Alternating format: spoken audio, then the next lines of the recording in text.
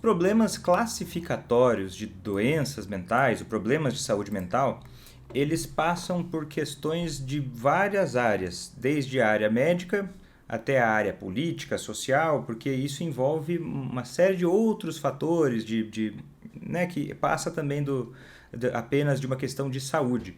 Então, quando a gente fala em critérios diagnósticos, a gente tem as pesquisas, ou enfim, as principais referências de critérios diagnósticos em saúde mental, elas são extremamente cuidadosas.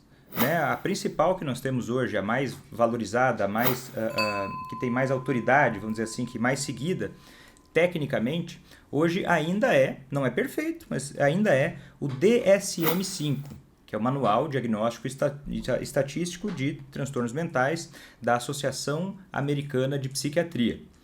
Né? E nesse manual, né, ele coloca critérios de vários transtornos mentais, né, baseados em inúmeras pesquisas populacionais, enfim, de riscos relacionados a determinados problemas e também a características que podem ser enquadradas, né, dentro de uma síndrome, de um problema. Vamos dizer assim, o alcoolismo, assim como outros problemas de saúde mental, ele não é uma única coisa, ele é um conjunto de coisas como se fosse... Eu gosto de uma metáfora que eu ouvi uma vez, que é o seguinte, como se fosse um buquê de rosas.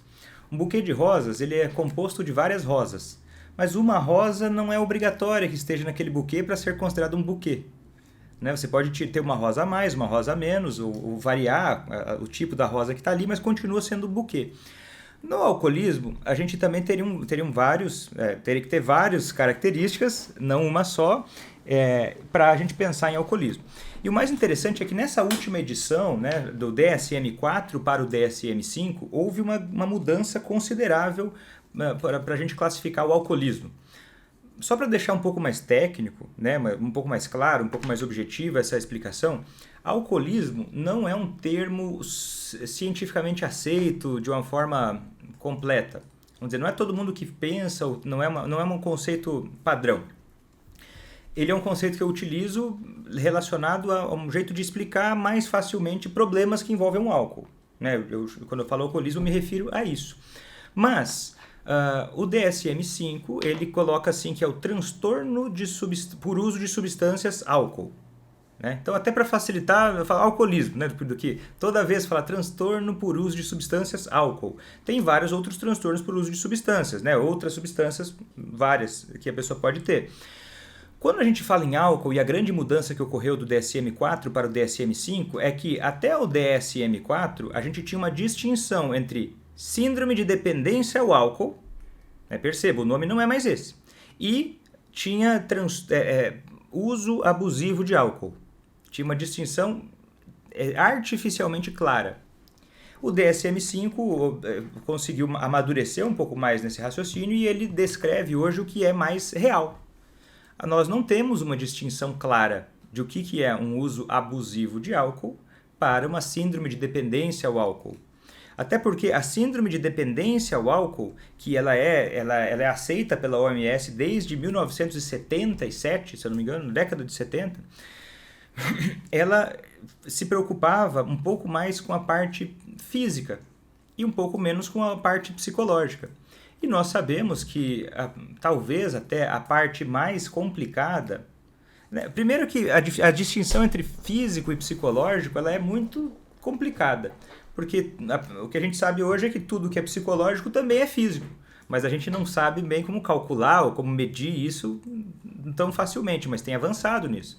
Então, antigamente a ideia era mais focada em sintomas físicos. Por exemplo, a pessoa bebe durante bastante tempo e aí essa bebida, essa ingesta de álcool, que o álcool é um depressor do sistema nervoso central, né? Então o cérebro tenta combater essa ação depressora do álcool produzindo algumas substâncias.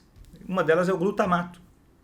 E aí o cérebro, então, ele produz uma substância mais ativadora para diminuir o efeito sedativo do álcool, vamos dizer assim. E aí quando a pessoa para de consumir o álcool, o cérebro ainda está produzindo aquelas substâncias excitatórias, ativadoras. E o que acontece? A pessoa tem sintomas de uma descarga de ativação, vamos dizer assim, de adrenalina, né? Uma descarga de ativação do sistema nervoso central. E isso se traduz pelo quê? Uma das coisas mais comuns e populares é, fulano bebe de manhã para firmar o pulso, né? Quer dizer o quê? É um sintoma, o tremor nas mãos, é um sintoma típico, né, de abstinência ao álcool. Abstinência ao álcool é a manifestação desse ajuste do álcool, né, dessa resposta ao álcool no cérebro.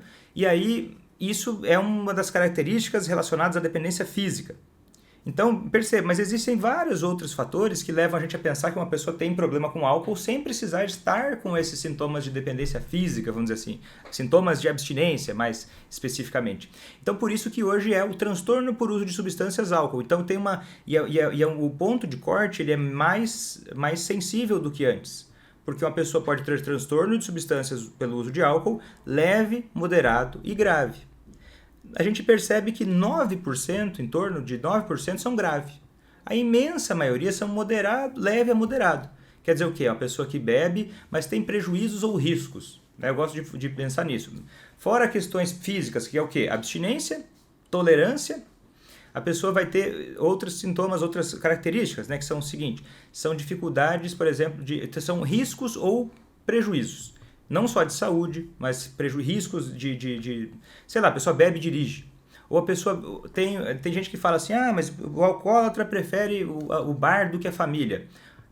Isso é muito discutível, e no sentido de que essa linguagem leiga que fala preferir, ela ignora que é um sintoma da doença.